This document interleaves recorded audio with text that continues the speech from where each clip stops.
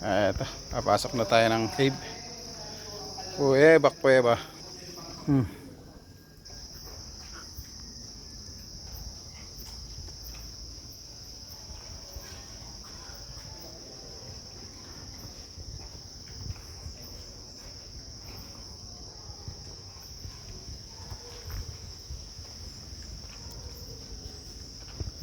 Wow, cave nga. Totoo nga. Totoo nga, cave nga.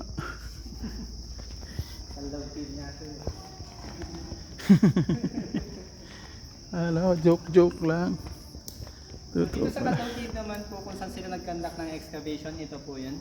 So dito po nila nahukay yung tinatawag natin na the Homo lusinensis po, which is the formerly oldest human remains in the Philippines na din po. Yan. Ito po yung mga pictures, so ito yung pictures of the artifacts, what they found it there. Yan. May part po tayo sa ngipin, metatarsal at saka femur din po. So itong... At check nga baka nandito isa. Baka galing dito isa eh. Yan. Itong age kasi po nitong Homo lusinensis natin, that's why it declared as the new oldest bone in the Philippines po. When in 2019 po, ang old data po nila dito sa remains po nito, sa Homo lusinensis, it has 67,000 years ago. In year 2019 po yun.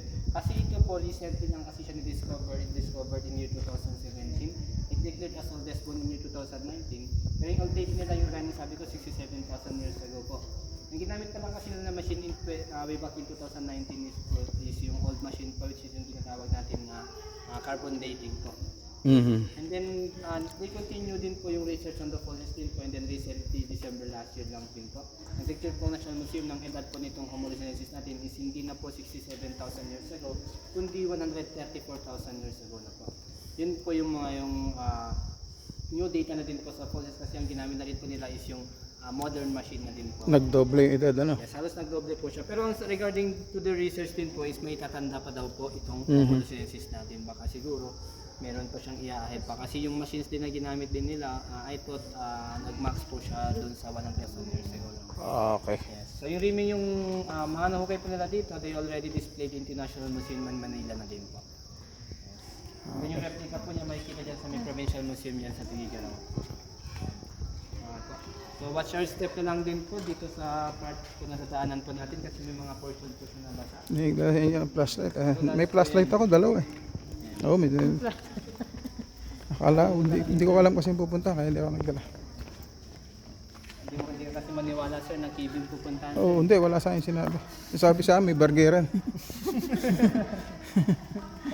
Walang burgeran pala rito, kaya ako sumama. Ayun po yung chapel po natin dito sa loob po ng cave. Kung okay lang po ba na mag-picture po kayo na kasama yung chapel po? Okay lang po ba na picturean ko po kaya? Okay lang. Yan, dun po tayo. Saan ba? Doon po yung the best na spot po niyan, tapos para makuha na background po ninyo yung chapel din po. Okay. Kaya po na lang po. Daan-daan na lang po. Kung nadulas po kayo, wag na lang pong sumigaw. Titili lang. Hindi po, tiisin nyo na lang Tiisin po lang. para hindi Okay. po halata sir.